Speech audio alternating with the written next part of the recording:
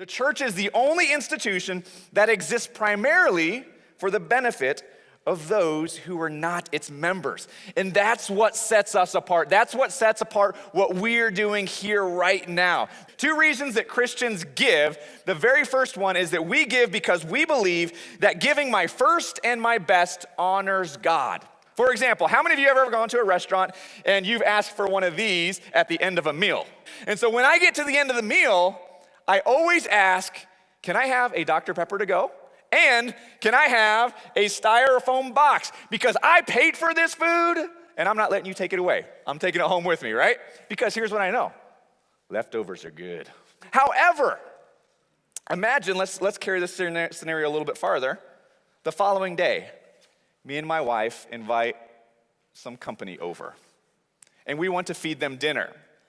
How would it be if during dinner time, I reached in to our fridge, grabbed out this styrofoam box, and put it in front of them as their food to eat? Would that be an honoring thing to do?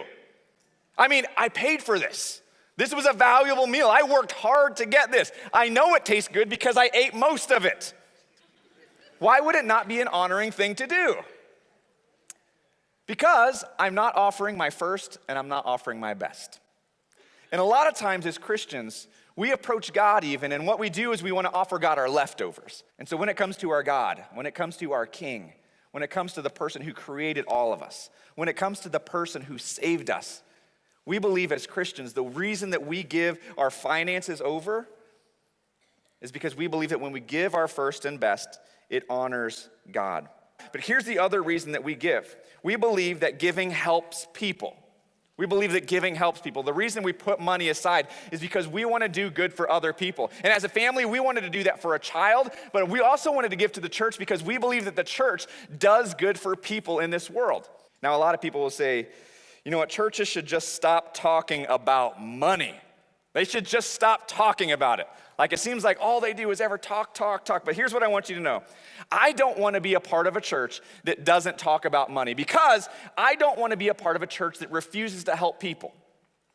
We believe that giving our first and our best honors God, but also giving our first and our best helps people here, in our city, and all over this world. And so let me be clear about something. I want to step up on a soapbox here real quick if that's okay. Giving money to a church or a TV program does not heal you and it will not make you rich. That is not why we give. Some people in power said, you've got to give in order for that disease to be healed. You've got to give in order for your cancer to go away. If you want to get out of poverty and become rich and have a nice car and a nice mansion and wear nice watches, you've got to give to the church or to this TV program. And I want you to know that is not the gospel of Jesus Christ. The health and wealth and prosperity gospel has nothing to do with Jesus, and it should be removed from Jesus' church. We only give because by giving our first and our best, it honors God and it helps others whether or not we receive anything in return. Amen? Now, there are two biblical standards that we can actually look to see if we are giving our first and best. If you want to know, am I generous? Am I giving my first and best? Here's two ways that you can do this, and this is in your bulletin as well. The first one is a thing called the tithe. What it basically means is 10%. That's what that word means. And while it is true that the New Testament makes no mention of you have to give a tithe, it also doesn't negate the idea of a tithe. In fact, the tithe existed before the Old Testament, before the Old Covenant. And so Abraham comes to him, he notices that this guy's from God, and his response is to take all of his wealth and give over 10%. Not because a law existed, not because anybody else was doing it, because Abraham said, I want to offer my first and my best as a way to honor God. And he gave over 10% of everything he had to this high priest named Melchizedek. Now, a few generations later, Abraham had a grandson named Jacob, and Jacob actually did the same thing. In Genesis chapter 28, Jacob is convinced that God cares about him. And so Jacob makes this promise to God. He says, if you do really care about me, and if you will take care of me like you've promised you will, then everything I have for the rest of my life, I'm going to give over 10% to you. And again, it's not because of a covenant, it's not because of a law, and it's not because of a command. It was an act of the heart. The tithe started off as an act of our heart. Every time we get a paycheck, our very first and our very best goes to God, and we keep the rest. And I told her, it's a little bit like this. If you have two buckets, it's essentially like this. You say the first one goes to who? God. And that's tithing. And here's what you can do with the rest. Me, me, me, me, me, me, me, me, me. And you know what she said to me? Dad, that's not fair. You mean you're keeping all of that and you just gave God the one? And I'm like, I know, that's the beauty of tithing. But I know there are still some of you who are like, I don't know. I'm a New Testament person. I need something from the New Testament. So I want to offer you a second biblical standard. And this one comes from the New Testament. And this one is called the act of grace. And I want you to know, if you're a New Testament person and you want to follow a New Testament biblical standard for giving, buckle your seatbelt in, because it's way more than 10%. And he goes on and he describes a little bit more. He says, I can testify, because Paul saw this happening. He says, I was there, I saw them giving. He says, I can testify that they gave according to their means and then beyond their means. He said each of them would look at their means that they had, the income that they have, and then they would decide for themselves, according to what they had, how much they were gonna give. Now, I don't know if they used the tithe or if they used some kind of percentage, but it says they each did have some kind of standard that they would use to look at their means, and then they would give, but they wouldn't stop there, because they would go beyond their means. And this is the example that we see over and over and over and over in the New Testament. He said they didn't do it because it was a command. They didn't do it because it was a law. They didn't do it out of legalism. They were actually coming to us, begging us. You see, the Macedonian church, they were new to the faith. They were new to this idea of one God, this Jesus who rose from the dead. And they were new to this idea that we come together as a biblical community, not just here, but communities all over the world. And they said, if giving is something that sets apart Jesus' biblical community, then we want to be a part of that.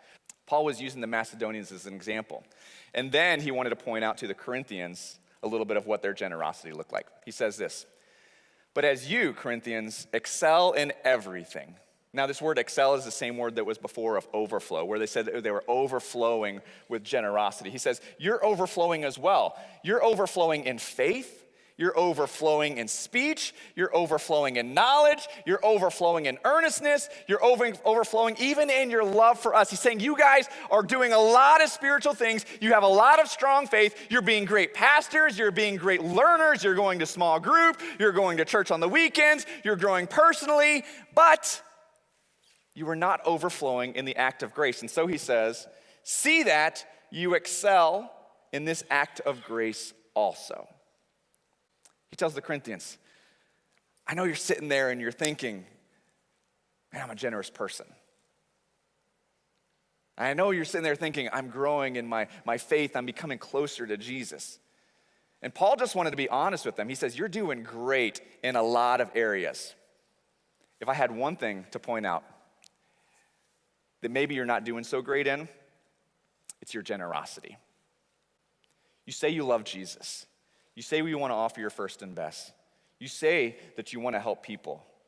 And if that's true, then see that you excel in this act of grace also. But then he ups it one more notch. And this is the perfect New Testament picture of giving. He says, not only the Macedonians, but for you know the grace of our Lord Jesus Christ, that though he was rich, yet for your sake he became poor, so that by his poverty you might become rich. He says the greatest giver that we know is Jesus Christ. And if you're looking for some kind of standard on giving, look to the Son of God.